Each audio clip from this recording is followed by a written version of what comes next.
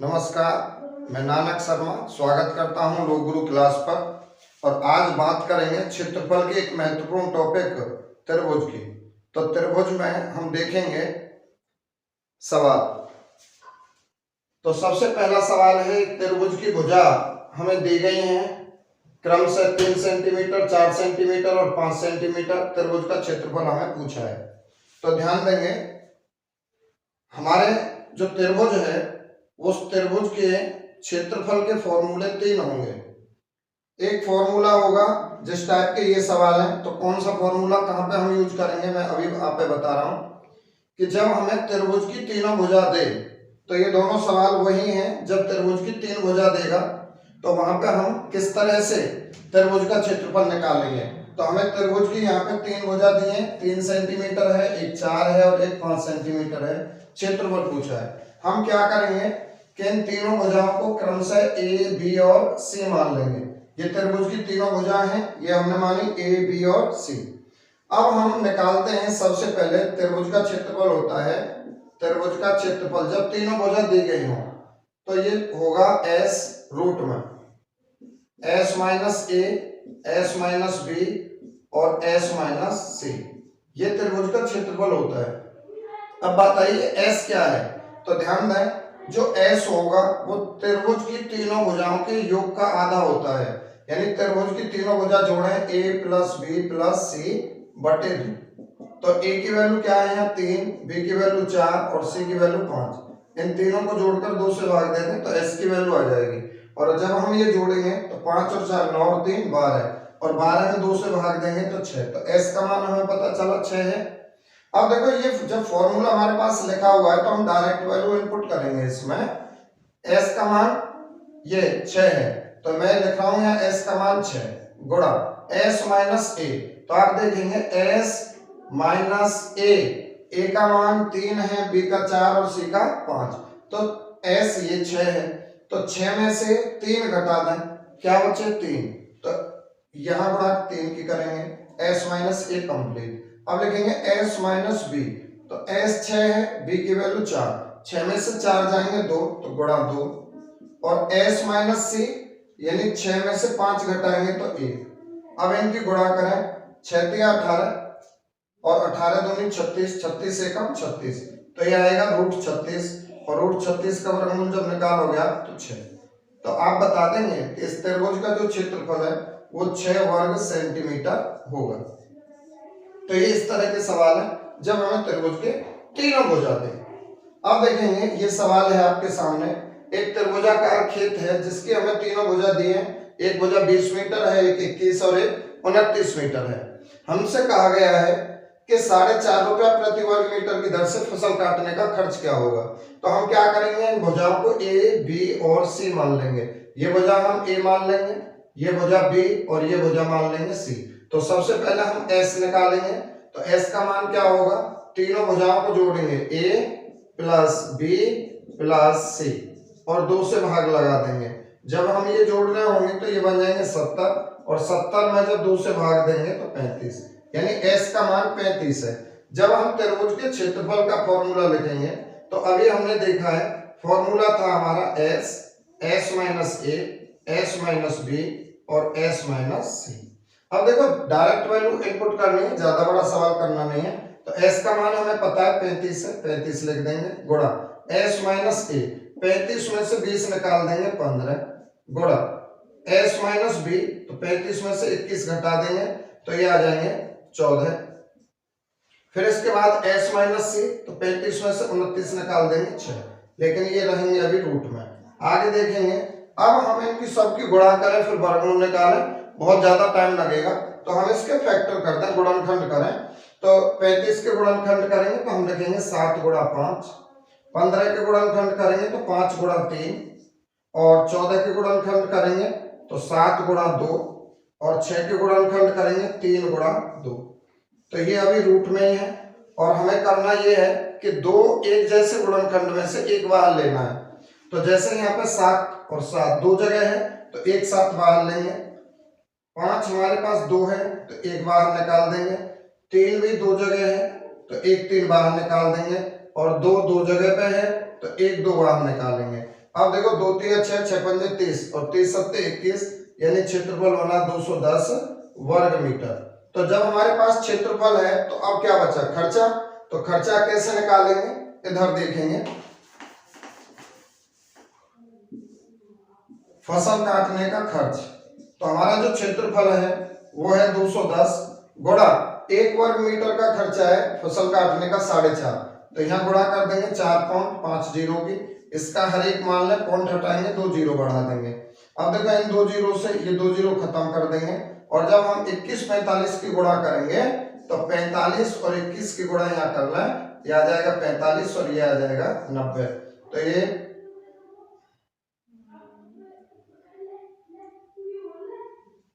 5 4 तो ये आ जाएंगे 945 रुपये। तो 945 रुपये का खर्चा होगा इस फसल को काटने में।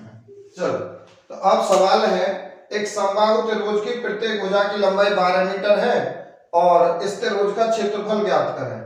यहाँ भी बिल्कुल सेम सवाल है, यहाँ पे क्षेत्रफल दिया है, भुजा पूछिए। इस सवाल में भुजा दी है, क्षेत्रफल पूछा है, लेकिन इसमें क्षेत्रफल देकर भुजा पूछिए। दोनों समबाहु त्रिभुज के क्षेत्रफल है। देखो समबाहु जो त्रिभुज है उसका क्या है, समबाहु त्रिभुज का सम मीन्स समान, बाहु मीन्स भुजा। ऐसा त्रिभुज जिसकी सभी भुजा समान हो, ऐसा त्रिभुज जिसकी तीनों भुजा समान हो, उसे हम बोलेंगे समबाहु त्रिभुज, समबाहु त्रिभुज। ठीक है, तो ये हमारा समबाहु त्रिभुज है जिसकी तीनों भुजा समान हो। तो यहाँ पे इस तरह के त्रिभुज का जब हम क्षेत्रफल निकालेंगे तो समबाहु त्रिभुज का क्षेत्रफल होता है, समबाहु त्रिभुज का क्षेत्रफल, इसका फॉर्मूला होता है भाई √3/4 गुणा भुजा का वर्ग। तो भाई देखो √3/4 तो हमारे पास है ही फॉर्मूले में, और भुजा हमें दी है 12, तो 12 का वर्ग है ना भुजा का वर्ग, तो 2 बार गुणा कर देंगे और 4 से ये 12 काट देंगे, 4 3 12। अब 12 3 की गुणा करें, 12 3 36 और ये √3 इसके बाद में लिखेंगे। देखो 12 3 36, ये रूट में नहीं है तो इसे आप पहले लिखोगे रूट से। ठीक है, तो ये है वर्ग वर्ग मीटर, मीटर में भुजा वर्ग मीटर। अब आते हैं इस दूसरे वाले सवाल पे। इसमें कहा है एक समबाहु त्रिभुज का क्षेत्रफल दिया है और हमसे कह रहा है इसकी प्रत्येक भुजा की लंबाई बताओ। तो ध्यान देंगे, जब हमें त्रिभुज का क्षेत्रफल दिया है ना, तो हम क्षेत्रफल के फॉर्मूला के आगे लिखेंगे √3/4। देखो त्रिभुज कौन सा है, समबाहु, और समबाहु त्रिभुज का क्षेत्रफल होता है √3/4 गुणा भुजा का वर्ग, भुजा का वर्ग। तो हमने क्षेत्रफल के बराबर में क्षेत्रफल रख दिया 4√3। अब आप देखोगे बराबर में जब बीच में चिन्ह बराबर का हो तो दाएं बाएं कट जाएंगे, तो √3 से आप √3 काट देंगे और हमें चाहिए भुजा, तो भुजा स्क्वायर निकालेंगे। तो ये जो हर में 4 है ना बाईं ओर, इसे आप दाईं तरफ ले जाएंगे, तो यहाँ पे ये भाग में है, इधर किस में जाएगा, गुणा में। तो 4 की यहाँ जाकर गुणा होगी, 4 चौक 16 बराबर आ जाएगा भुजा का वर्ग। लेकिन जब मुझे भुजा चाहिए इसकी, मैं भुजा निकालूंगा तो ये वर्ग हटाऊंगा, यहाँ पे क्या लगा देंगे रूट, तो 16 का वर्गमूल क्या आ जाएगा 4। तो इसकी जो भुजा आई वो आई 4 सेंटीमीटर। तो ये हमारा आंसर होगा इस सवाल का। तो नेक्स्ट क्वेश्चन आपके सामने है, एक त्रिभुज का आधार 15 सेंटीमीटर तथा ऊंचाई 18 सेंटीमीटर है और इसने कहा है इस त्रिभुज का क्षेत्रफल बताओ। तो एक त्रिभुज हमने देखा जिसकी 3 भुजा दी गई थी, वहां पे हमने अलग तरह से देखा। एक समबाहु त्रिभुज देखा, वहां पे √3/4 गुणा भुजा का वर्ग, वो वाला क्षेत्रफल लगा। लेकिन यहाँ पे हमें आधार दिया है और ऊंचाई दी है, तो इस त्रिभुज में हम क्षेत्रफल कैसे निकालेंगे। तो इस तरह के त्रिभुज का क्षेत्रफल होता है, त्रिभुज का क्षेत्रफल जब हमें आधार और ऊंचाई दे तो 1/2 गुणा आधार गुणा ऊंचाई। ठीक है, 1/2 आधार गुणा ऊंचाई। तो ध्यान देंगे 1/2 फॉर्मूले में है, आधार हमें दिया है 15, ऊंचाई हमें मिली है 18। तो जैसे ही में 2 से 18 काट देंगे 9 बार, 15 9 135 वर्ग सेंटीमीटर। तो इस तरह के त्रिभुज का क्षेत्रफल हम ऐसे निकालेंगे। अब देखो सवाल ये है, यहाँ पे हमसे कहा गया कि एक त्रिभुज का आधार 25 सेंटीमीटर है और इसका क्षेत्रफल 900 वर्ग सेंटीमीटर है। इस त्रिभुज की ऊंचाई बताओ। बिल्कुल बताएंगे भाई, 1/2 जब हमें क्षेत्रफल दिया है ना, तो हम क्षेत्रफल का फॉर्मूला लिखें डायरेक्टली 1/2 आधार गुणा ऊंचाई, ये फॉर्मूला है। त्रिभुज का क्षेत्रफल बराबर 1/2 आधार गुणा ऊंचाई। तो आधार तो हमें दिया है 25 और ऊंचाई हमें ज्ञात करनी है, मैंने मान लिया h है, बराबर में हम लिख देंगे 900। अब देखो जब h की वैल्यू निकालेंगे ना तो ये 25 हम उधर भेजेंगे, 25 यहाँ गुणा में, यहाँ पे किस में आएगा भाग में, तो आप लिख देंगे 900/25 और देखो 2 यहाँ पे भाग में है और जब दाईं तरफ ले जाएंगे तो गुणा में जाएगा, ये गुणा में जाएगा। अब हम काट सके ऐसे, तो 25 से अगर मैं इसे काटूं तो देखो 25 तिया 75 और 90 में से 75 घटाएंगे तो आ जाएंगे 15 और 1 0 150 हो गए, 25 छिक्के 150 और 36 की 2 में गुणा करेंगे 36 दूनी 72, तो इस त्रिभुज की ऊंचाई आ जाएगी 72 सेंटीमीटर। तो इस तरह से हम इस त्रिभुज का क्षेत्रफल निकालेंगे। अब ये दो सवाल है आपके सामने। एक समबाहु त्रिभुज की प्रत्येक भुजा 4√3 सेंटीमीटर है, इसकी ऊंचाई हमें पूछिए। तो देखो यहाँ पे समबाहु त्रिभुज बोला है, उसने भुजा दी है, ऊंचाई पूछ रहा है, तो हम क्या करेंगे, हम इस तरह से इस सवाल को हल करें कि मान के चलो यहाँ पे देखें ये समबाहु त्रिभुज है तो इसकी तीनों भुजा बराबर होंगी और प्रत्येक भुजा इसने बताई है 4√3, तो ये भी 4√3 है, ये भी 4√3 है और ये भी 4√3 है। इसने पूछा है इसकी ऊंचाई बताओ, ये होगी इसकी ऊंचाई।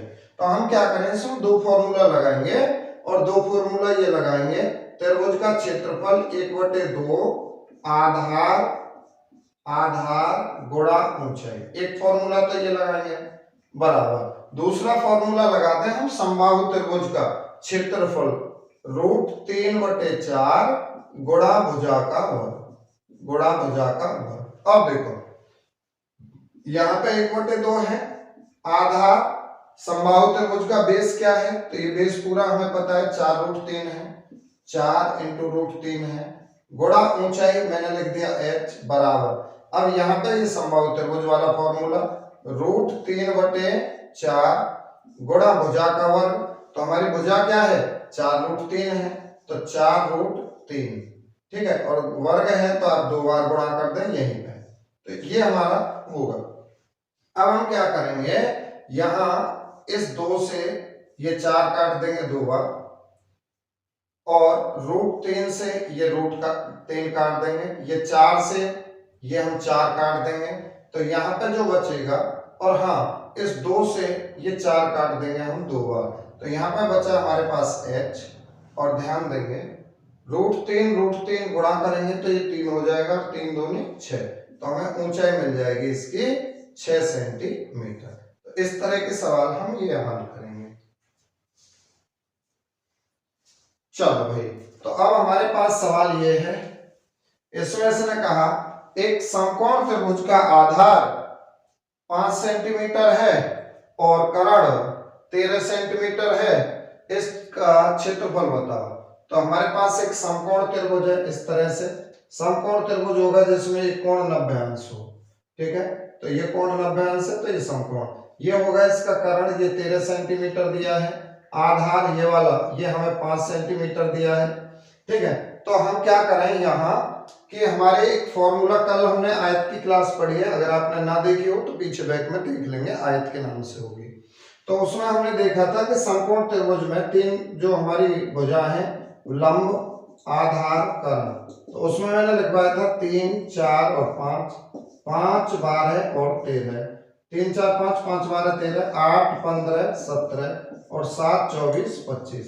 तो यहाँ से अगर मैं ये देखूं भुजा, तो अगर हमारे पास कर्ण 13 तो यहाँ भी कर्ण 13 है, बेस यहाँ पे जो हमें दिया है एक भुजा 5 तो यहाँ भी 5 है, तो 2 भुजा हमें सेम मिल गई 5 और 13, तो तीसरी भुजा हमारी ये होगी।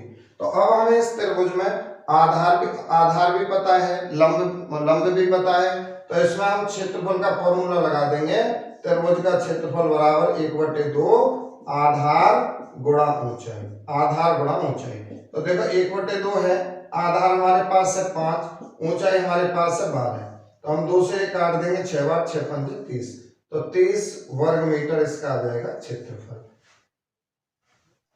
चलो, तो 2 सवाल आपके सामने हैं। पहला सवाल है इसमें कि एक त्रिभुज की भुजाओं का अनुपात 1/2, 1/3 और 1/4 है। और इस त्रिभुज की परिमिति, परिमिति मतलब परिमाप, तीनों भुजाओं का योग 52 सेंटीमीटर है। सबसे छोटी भुजा हमें पूछिए, तो ध्यान देंगे हमारे पास त्रिभुज की तीनों भुजाओं का रेशो है 1, 2, 3। अच्छा, रेशो दिया है हमें 1/2, 1/3 और 1/4। फिर इसने कहा है परिमिति, परिमिति मतलब तीनों भुजाओं का जोड़ त्रिभुज की, ये 52 सेंटीमीटर है। तो हम क्या करेंगे, इन्हें पूर्ण संख्या में ले आएंगे। तो हरों का एलसीएम लें, 4, 3, 2, इनका एलसीएम लेंगे, एलसीएम होगा 12। तो जो हमारा एलसीएम है ना, उसी की अंश में गुणा करनी है बस आप है, एलसीएम के अंश में गुणा। तो आप 2 से 1 काट देंगे 6 बार, 6 एकम 6, 3 से 1 काट देंगे 4 बार, 4 एकम 4, और ये 4 से काट देंगे 4 तिया 3 एकम 3। तो ये भाई हमारे अनुपात आ गए पूर्ण संख्या में तीनों भुजाओं के। तो उसने कहा कि तीनों भुजाओं की लंबाई 52 सेंटीमीटर है, हम कह रहे हैं 6 और 4 10 और 3 13, तीनों भुजा 13 सेंटीमीटर है। 13 से भाग देंगे ये 4 बार, और 4 के यहाँ गुणा कर देंगे, 4 6 24, 4 चौक 16 और 4 तिया 12। तो इस सब भुजा आ गई हमारे पास, जो भी पूछी है उसने बता देंगे। छोटी भुजा पूछी है 12 सेंटीमीटर है। अब देखो सवाल है नेक्स्ट, इसने कहा एक त्रिभुज के 3 कोणों का अनुपात हमें दिया है 6, 4 और 5। ये त्रिभुज किस प्रकार का है? तो हम बताएंगे कि कोण के आधार पर त्रिभुज 3 प्रकार के होंगे। पहला होगा कि समकोण त्रिभुज। अब जैसे समकोण त्रिभुज है, यानी 3 प्रकार के जो त्रिभुज हैं उनमें होगा समकोण त्रिभुज, न्यून कोण त्रिभुज और अधिक कोण त्रिभुज। समकोण त्रिभुज वह त्रिभुज होगा जिसमें एक कोण 90 अंश का होगा, ये बात नोट करनी है। न्यून कोण त्रिभुज होगा जिसके तीनों कोण 90 अंश से छोटे होंगे, और अधिक कोण होगा जिसका एक कोण 90 अंश से बड़ा होगा। ठीक है, तो इसी बेस पे हमें आंसर देने। तो यहाँ पे 3 कोण हैं, 6 और 4 और 5 के अनुपात में है। हमें पता है कि त्रिभुज के तीनों कोणों का योग 180 अंश होता है, लेकिन हमारे पास त्रिभुज के तीनों कोणों का योग है 6 और 4 10 और 5 15। तो मैं 15 से जब डिवाइड करूंगा तो 15 एकम 15, 15 दूनी 30, 12 बार, और 12 की आप यहाँ गुणा करेंगे तो 12 6 72, 12 चौक 48, 12 पंजे 60। तो तीनों कोण आ गए, एक 72 डिग्री है, एक 48 और एक 60। इनमें हम देख रहे हैं कि कोई भी जो कोण है वो 90 अंश से न तो 90 अंश है न 90 अंश से बड़ा है। तो सब 90 अंश से छोटे हैं, और सब 90 अंश से छोटे हैं, तो ये त्रिभुज होगा न्यून कोण त्रिभुज। ठीक है, तो आप बता देंगे न्यून कोण त्रिभुज। तो त्रिभुज के ये टाइप हुए समाप्त। आगे